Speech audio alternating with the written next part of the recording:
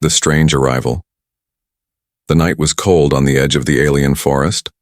A pale blue moon shone above, and the trees whispered like old voices in the wind.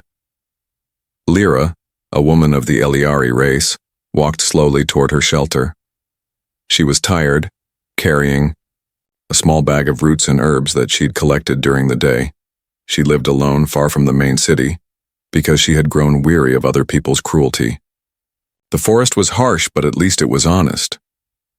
As she moved through the shadows, her sharp eyes noticed something unusual. There, lying between broken branches, was a shape she had never seen before. At first she thought it was an animal, wounded and struggling for breath. But when she came closer, her heart skipped. It was not an animal. It was a child. The child looked so different. His skin was pale, not like the glowing shades of her people. His hair was dark and messy, sticking to his face with sweat. His body was small, thin, and trembling. He wore strange clothes torn from travel, and blood stained his sleeve. For a long moment, Lyra only stood still, uncertain. No human had ever been seen here. Her people spoke of them as distant wanderers, dangerous and unpredictable. Yet this one looked helpless, almost fragile. "Who left you here?" she whispered, though she knew he could not hear. The boy's eyes flickered open for a second, but he could not speak. He was too weak, too tired. Lyra felt a pull inside her chest, the same pull she had once felt for a child she had lost long ago. She sighed deeply. Against her better judgment, she lifted the boy into her arms. He was light, far lighter than she expected. The journey back to her shelter was slow. Every shadow made her cautious. Every sound of snapping twigs made her grip the boy tighter. If the hunters or the forest beasts smelled his blood, they would not wait to ask questions. She hurried, her long cloak brushing the grass, her steps almost silent. When she reached her small stone hut, she laid the boy carefully on her bed. The bed was simple, nothing more than woven cloth and wooden boards, but it was warm and safe. She searched her shelves, pulled out a flask of water, and gently placed it against his lips. The boy drank weakly, but enough to show life still burned in him. He shivered. His lips moved, but no words came out. Lyra frowned. He would not last the night if he stayed like this. She looked around her home, then saw something folded at the back of her chest, a heavy blanket made of strange, dark fabric. The blanket had belonged to her family for many generations. Old stories said it was woven from threads that had come from the stars themselves. She had never believed those tales. To her, it was simply a relic, a memory of her ancestors. Still, it was thick and strong, warmer than any other cloth she owned. Without thinking twice, she pulled it out and covered the boy. The fabric clung to him instantly, wrapping around his shoulders and chest. She adjusted it gently, whispering, "Rest now, little one. You are safe here." But the moment her hand touched the blanket, she felt something strange. A faint pulse moved beneath her fingers, like the beating of a heart. She froze. She pulled her hand back and stared. The cloth seemed to ripple as if alive, shifting ever so slightly against the boy's skin. Her breath caught. It had to be her imagination. She had been alone too long, hearing voices in the wind and seeing shapes in the dark. Yes, that must be it. The blanket was just cloth, nothing more. Still, she could not look away. As the firelight flickered across the room, the fabric shimmered, moving in a slow, unnatural rhythm. It curled more tightly around the boy, almost protectively, almost possessively. Lyra's throat felt dry.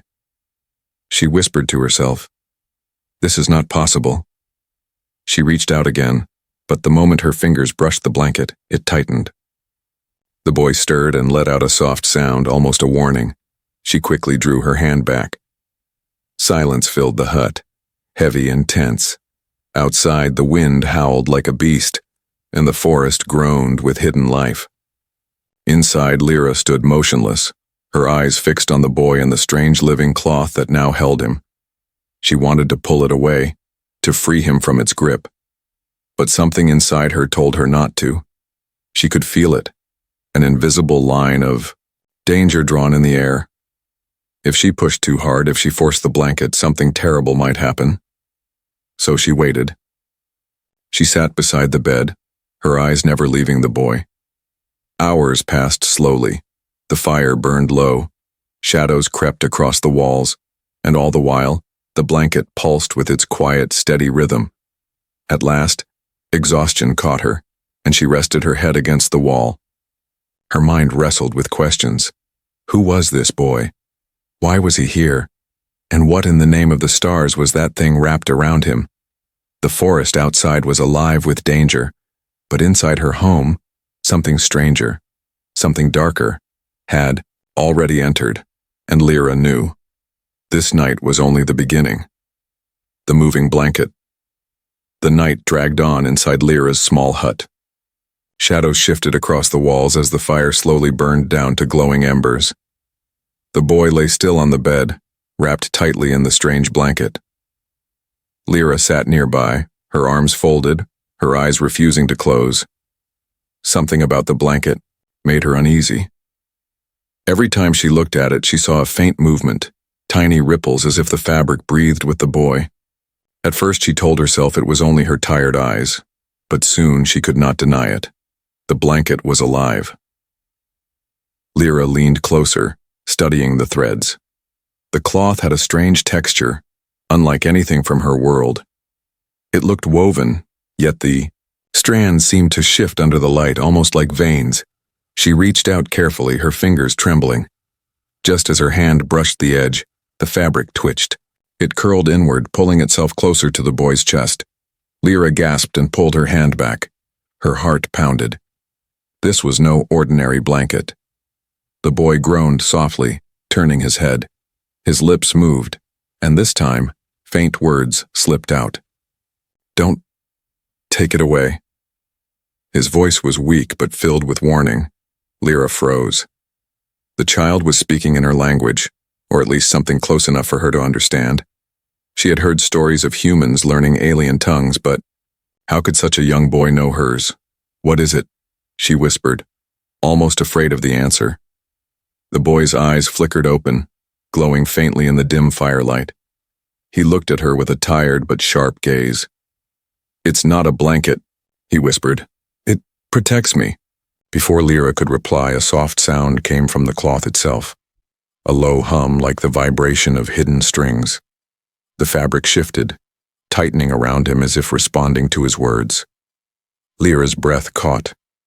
She had seen many strange things in her life, but never cloth that breathed, hummed, and guarded like a living creature.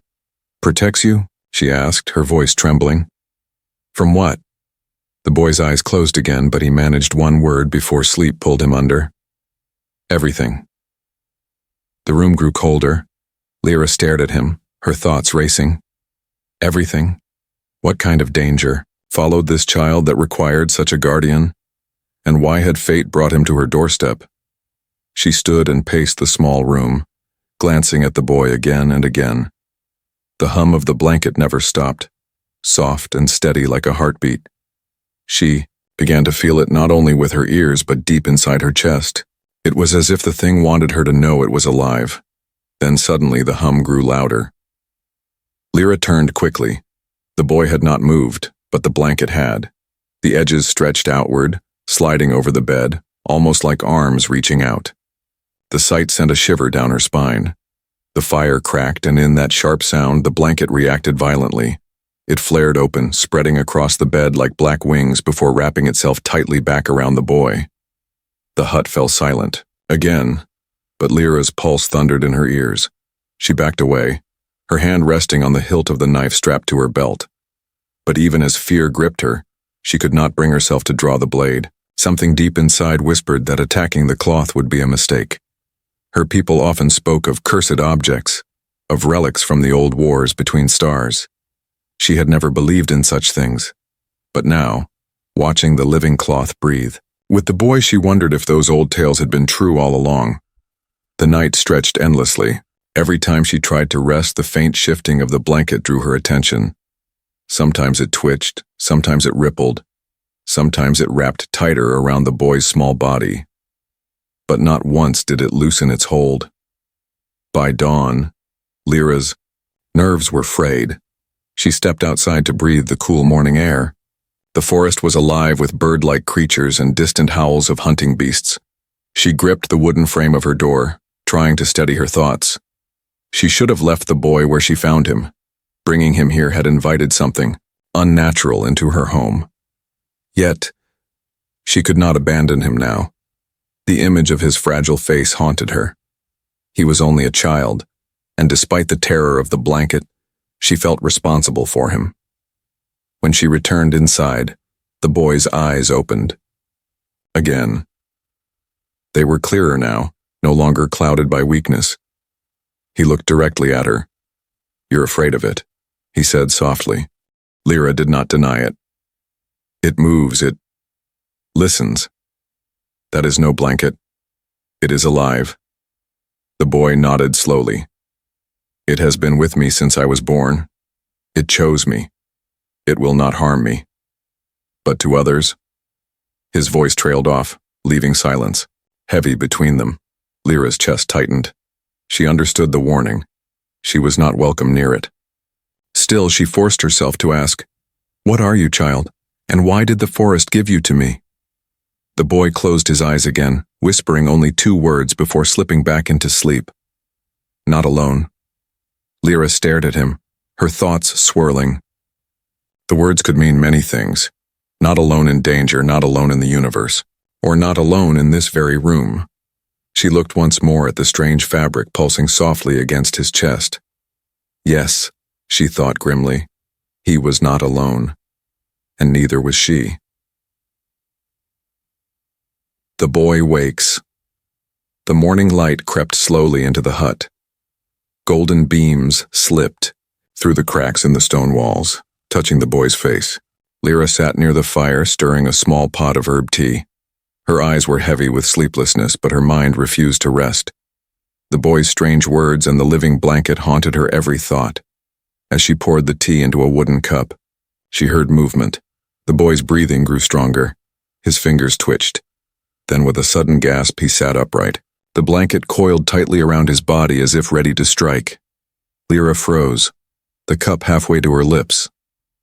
The boy's eyes were wide, searching the small room, wild with fear. His gaze locked on her. For a heartbeat, they only stared at each other, alien woman and human child, bound by an unspoken tension. "You're safe," Lyra said quietly. Her voice was calm, though her heart pounded. "No harm will come to you here." The boy blinked. His breathing slowed. Then he whispered, "Where am I?" His voice was stronger than before, though still rough.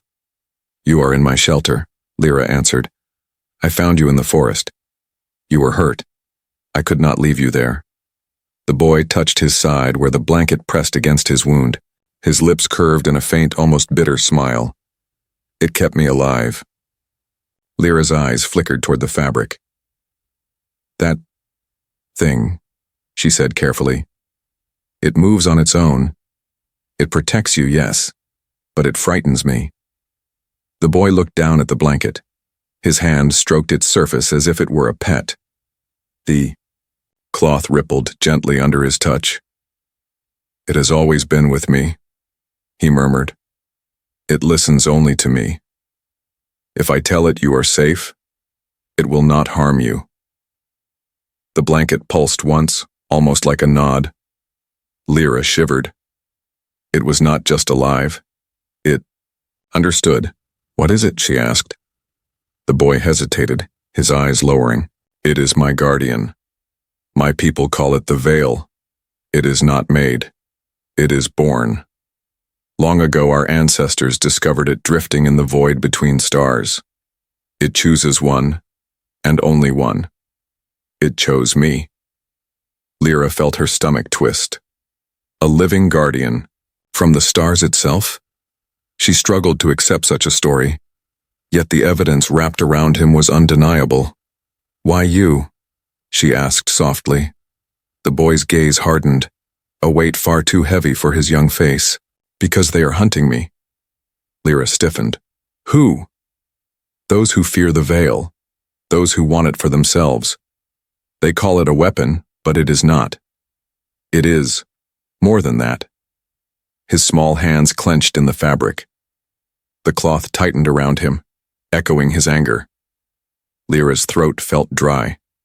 She had lived her whole life avoiding conflict, hiding in the forest to escape her people's cruelty.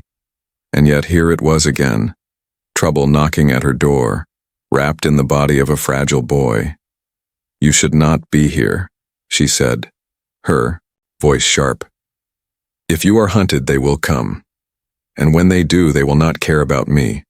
They will burn this place to the ground. The boy's eyes lifted to hers, filled with something strange, sorrow, but also stubborn strength.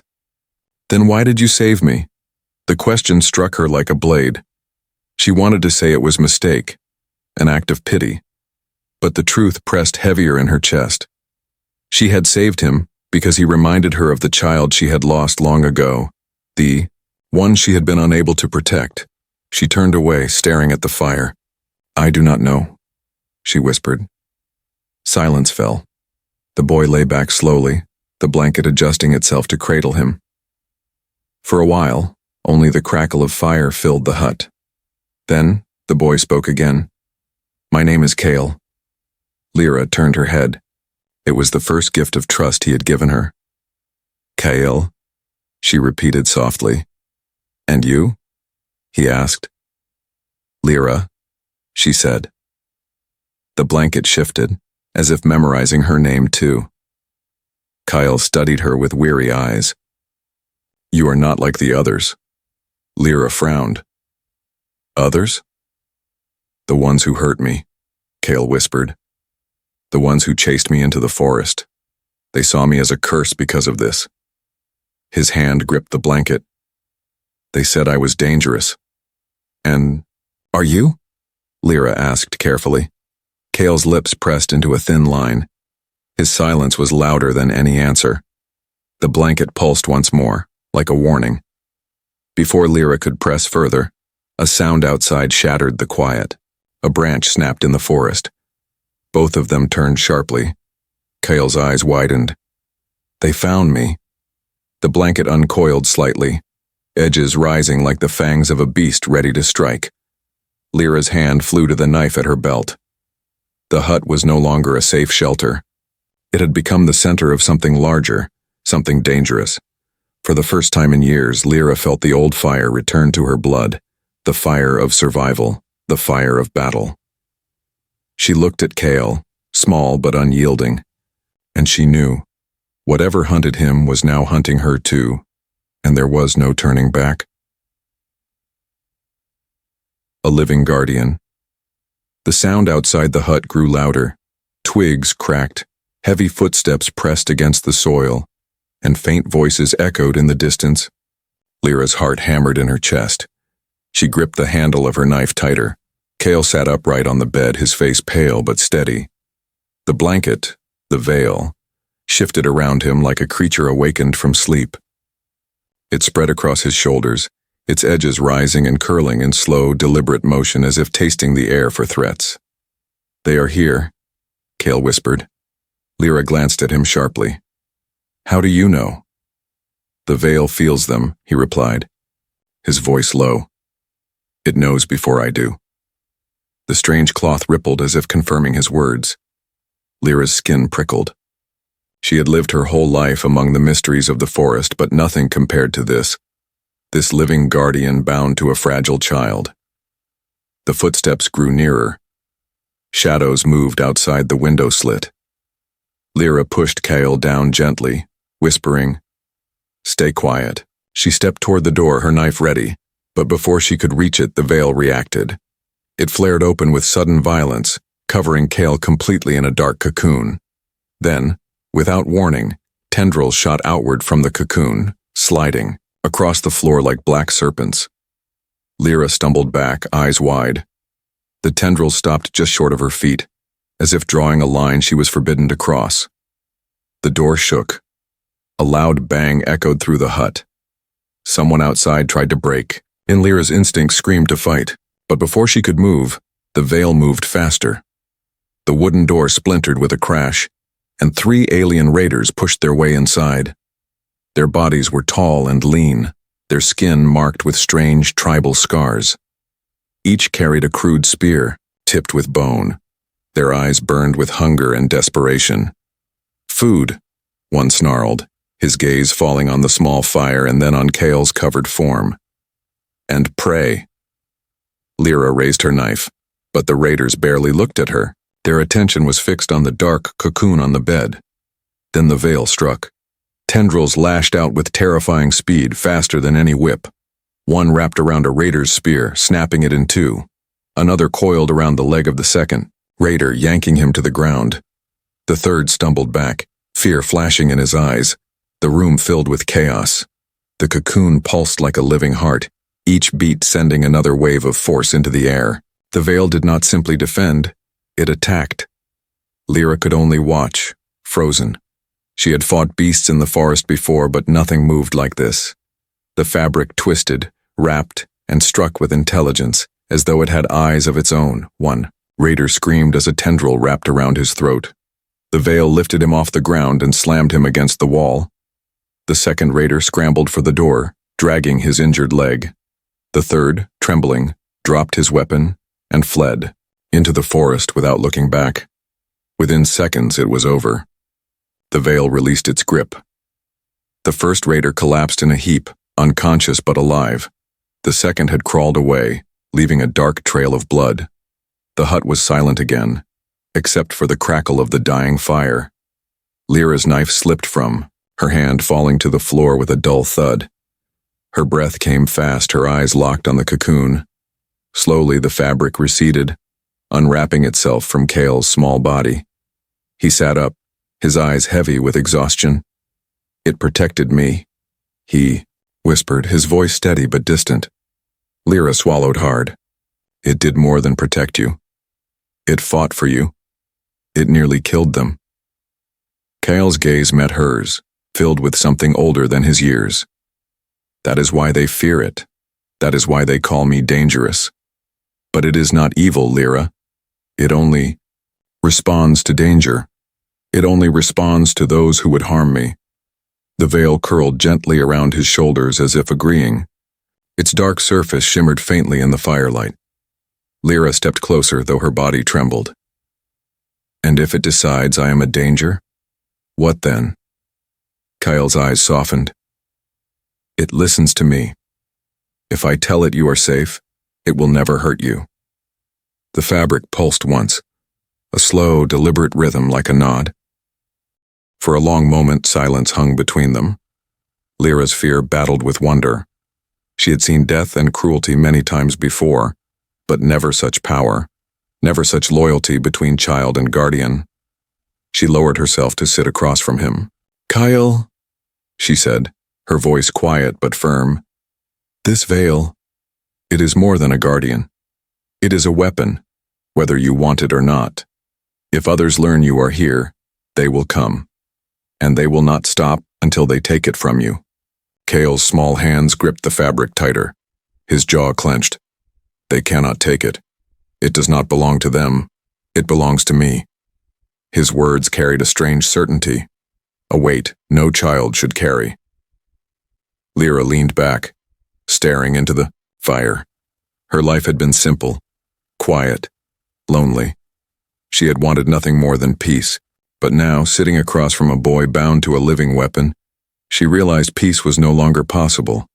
The veil shifted again, this time stretching one tendril toward her. Lyra stiffened, but did not move. The dark strand hovered near her hand, waiting. Slowly, cautiously, she extended her fingers. When she touched it, the fabric did not attack. Instead, it pulsed once, warm and alive beneath her skin. For the first time, it allowed her. Her eyes widened. She looked at Kale, who gave a faint, tired smile. "It accepts you," he said. A shiver ran through her. She had seen its fury. She had seen its wrath. And yet, in that moment, it chose not to reject her. Lyra whispered to herself, A guardian, yes, but also something more. Outside, the forest had grown quiet again, but deep inside, she knew this was not the end. It was only the beginning. The first test. The forest was quiet after the raiders fled, but Lyra's heart did not trust the silence. Danger never ended so quickly. The boy, Cale, rested against the wall, his eyes half closed, the veil wrapped firmly around him. The hut still smelled of smoke, fear, and broken wood. Lyra moved to the doorway, staring out into the trees. Dawn had brightened the sky, painting the leaves with silver light. But even with the rising sun, the shadows felt heavy, like predators hiding in plain sight. She whispered to herself, "This is only the beginning." Kyle stirred. "They will come again," he said softly, as though reading her thoughts. "The veil knows. I can feel it too." Lyra turned back, uneasy. "Then we cannot stay here. They will bring more. They will not stop until they take you." Cale shook his head weakly. "We cannot run. If I move, they will track us. The veil, it says we must wait." Lyra frowned, unsettled by his words. "It says?" Cale placed a hand on the dark fabric, his voice low. "Not in words, in feelings, in warnings. It speaks to me here." He touched his chest. "It wants me to stay, it wants me to trust." Lyra sighed. She had spent years trusting nothing but her own blade. Yet now her life was tangled with a boy and his living shadow. Hours passed. The day grew warmer, though tension hung thicker. Then the heat. Lyra and Cale remained inside, listening. Every rustle of leaves made her fingers twitch toward her knife. Every snap of a twig made the veil stir restlessly. As dusk approached, the true test came. The air grew colder, unnaturally so. Even the fire seemed to shrink in the hearth. Lyra felt the hairs on her arms rise. Something was approaching. Something far worse than starving raiders. From the forest came a low growl, deep and ancient. The ground trembled with each step that followed. Lyra's eyes widened. She knew that sound. A Drelak beast. The Drelak was a predator whispered about in frightened stories. Few had ever seen it and lived. It stood taller than two men, its body covered in thick bone-like plates, its claws sharper than forged steel. The villagers near the city would sometimes send hunters after one, but even trained warriors rarely returned. And now, it had found her hut. Lyra's instincts screamed for her to flee, but there was no time. The beast crashed through the trees, its massive form breaking branches as easily as twigs. Its eyes glowed a sickly green, fixed on the scent of blood and fear. Cale tensed, his face pale. The veil shifted violently, wrapping around him tighter, tendrils spreading outward like an army preparing for war. The beast roared, shaking the walls of the hut. Lyra braced herself, knife in hand, though she knew her blade was useless against such a monster. Then the veil moved. It spread across the floor, stretching farther than she had seen before. Its tendrils lashed out, striking the wooden walls, reinforcing them with living darkness. The beast slammed against the hut, but the walls held, strengthened by the alien guardian. Lyra stumbled back, her eyes wide. The veil wasn't only protecting Cale, it was protecting her shelter. The Drelak snarled, pushing harder. Wood cracked, the air filled with splinters. Then, with a thunderous crash, the beast forced its way inside. The room shook. Dust rained from the ceiling. The beast roared, its claws slicing through stone. Its foul breath filled the air, hot and rancid. Cale cried out, but not in fear. His voice was commanding. "Now!" The veil answered. It erupted from his body, expanding like a storm. Dozens of black tendrils shot forward, striking the beast with the force of spears. They wrapped around its legs, its jaws, its claws. The monster thrashed, shaking the walls. But the veil held firm. Lyra ducked as debris rained down, shielding her face. Her knife was useless, yet her heart surged with awe. The boy was not helpless. He and his guardian were a force she had never imagined. The beast roared again, breaking free of some of the tendrils. Its claw swung downward, smashing the floor, where Kale had been sitting. The veil pulled him aside at the last second, shielding him with a thick cocoon. Lyra's breath caught.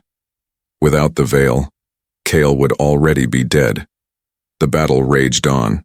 The beast's strength was immense, but the veil moved with speed and intelligence. Every strike it delivered was precise, every defense perfectly timed. Slowly the monster weakened, tangled more and more in the living fabric. At last, the veil struck the final blow. It forced its tendrils deep into the beast's open mouth, choking its roar into silence. The creature thrashed violently, then collapsed to the ground with a thunderous crash. The hut trembled but held. Dust filled the air. Then silence. The Drelak lay motionless, its glowing eyes dimming to nothing. The veil released it slowly, retreating back to Kale's side. It pulsed gently, almost calm, as though the battle had been nothing but routine. Kale slumped against the wall, his face pale with exhaustion. The veil coiled around him protectively, humming softly. Lyra stared at the beast's massive body. She had never seen such power, not even in the fiercest hunters of her people. Her knife slipped from her hand again, clattering to the floor. Kale's weak voice broke the silence. "Do you see now? It will protect me. Always." Lyra's throat tightened. "It didn't just protect you, it saved me too." The veil shifted slightly, one tendril brushing against her arm. She did not flinch this time. Instead, she let it touch her, feeling its warmth, its strange heartbeat. In that moment, she understood. The veil had accepted her as part of Kale's circle. She was no longer just an outsider, but deep in her heart, fear still lingered. If such power was in the hands of a child, what would happen if it fell into the wrong ones? Outside, the forest grew silent once more, but the silence was heavy, unnatural. Lyra knew others would come. Hunters, soldiers, even worse. The Drelak was only the first test. The real danger was still waiting. Secrets revealed. The body of the Drelak beast still lay outside the broken hut, its massive frame blocking half the doorway. Flies buzzed near, its wounds and the smell of blood mixed with the damp forest air. Lyra had dragged what pieces of wood she could to repair the walls, but the shelter was scarred beyond recognition. Inside, Kyle sat near the fire, pale and exhausted. The veil wrapped around him like a dark cocoon, pulsing gently as if feeding him strength. Every so often, a tendril stretched out, brushing the floor or wall, sensing the world around them. Lyra watched in silence. She had seen the veil destroy, defend, and dominate. But what unsettled her most was not its violence, it was its loyalty. It clung to Kale like a shadow tied to his very soul. At last, she broke the silence. "That thing." Her voice was rough. "It fights with you. It shields you. But I need to know, Kale, what is it really?" The boy lifted his eyes to hers. There was no childish softness in them anymore. They carried weight, the weight of someone who had lived too much. "You wouldn't believe me," he whispered. Lyra's jaw tightened. "I've already seen it move. I've already seen it kill. You owe me the truth." Kyle hesitated. His fingers stroked the fabric and the veil shifted like a pet reacting to its master's touch. Finally, he spoke. "It is alive. Not like us, not like the beasts. It is older. My people say it was born in the void between stars, long before humans or Eliari or any other race. They call it an echo of the first darkness." Lyra's breath caught. Old legends among her own people spoke of the first darkness, beings that drifted when the stars were still young. But those were myths, stories told to frighten children. "You mean to say this cloth is one of them?" she asked in disbelief. Kale nodded. "It is the last. All the others were destroyed in wars long ago, but this one survived and it chose me." "Why you?" Lyra asked, leaning closer. The boy's expression hardened. Because my people feared it. When it bonded to me at birth, they said I was cursed. They tried to take it, to kill it. But the veil would not allow it. It fought them. It killed them. From that day, they called me a danger. Lyra's stomach twisted. She imagined a baby cradled in this strange living fabric, defended even from its own family. What kind of childhood was that? You've been running ever since, she said. Softly, Cale nodded again. His small shoulders trembled under the veil's embrace. They want to capture it. They believe they can use it as a weapon. But they don't understand. It doesn't obey commands. It only obeys feelings, intentions. That's why it kills when someone wants to hurt me. That's why it spared you. Lyra froze. It spared me. Kyle's tired eyes met hers. The first time you touched it, it wanted to strike, but I told it you were safe. It listened. Lyra exhaled slowly, her chest tight. She thought of the moment when the tendril brushed her hand and allowed her touch. A shiver ran through her. She had not realized how close she had been to death. She stared into the fire, the flames dancing like restless spirits. If your people want it so badly, they won't stop. They will come here stronger than raiders, stronger than beasts. What happens when they find you? Cale's voice was steady, but his words carried a deep sorrow. They will kill anyone who stands with me. That is why I should leave.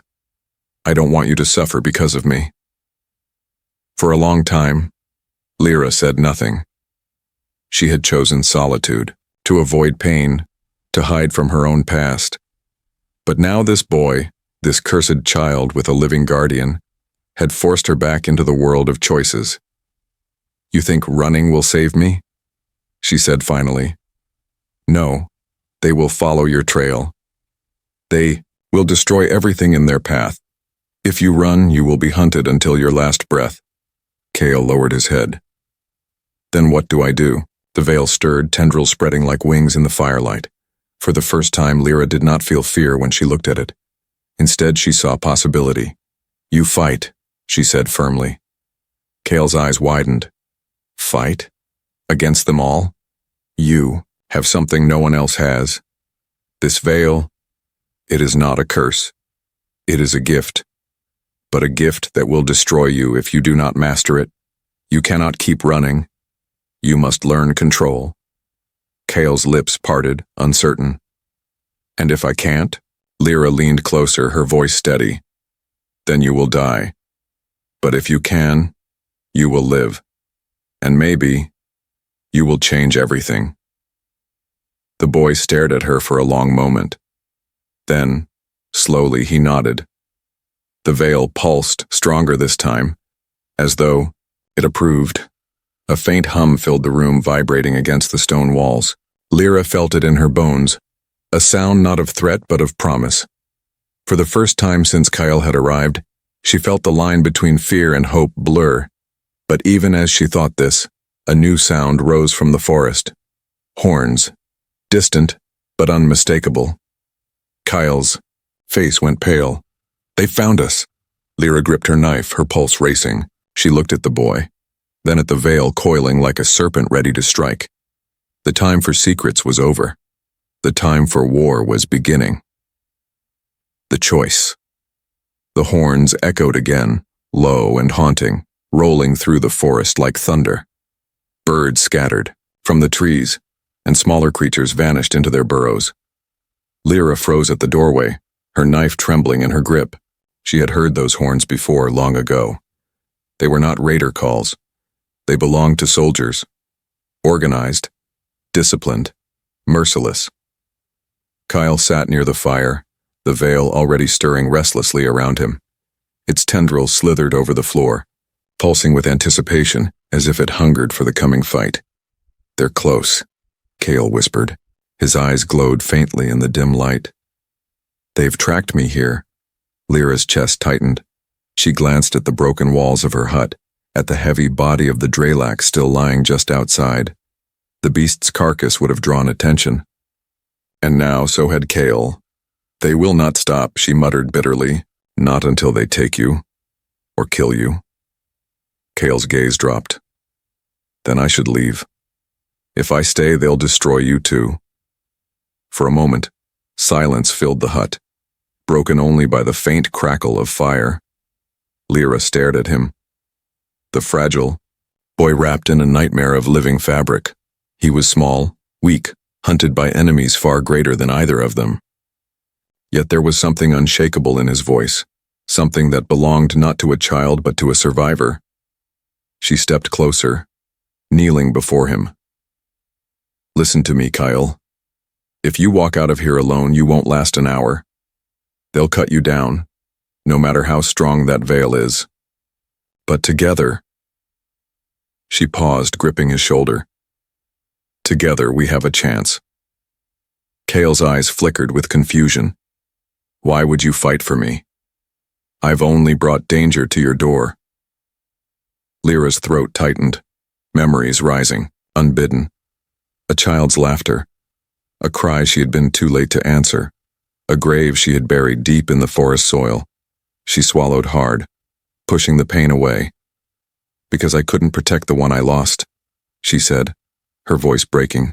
But I can protect you, not just because of what you carry, Kale, but because you deserve a chance to live. The boy's lips parted, but no words came. His small hands gripped the veil and it responded, curling around both of them in a slow, deliberate gesture. For the first time, Lyra felt no hostility in its touch. It was acceptance. The horns grew, louder. Torches flickered in the distance, weaving between the trees. Shadows moved, dozens of them. Soldiers. Kale's breath quickened. They're many.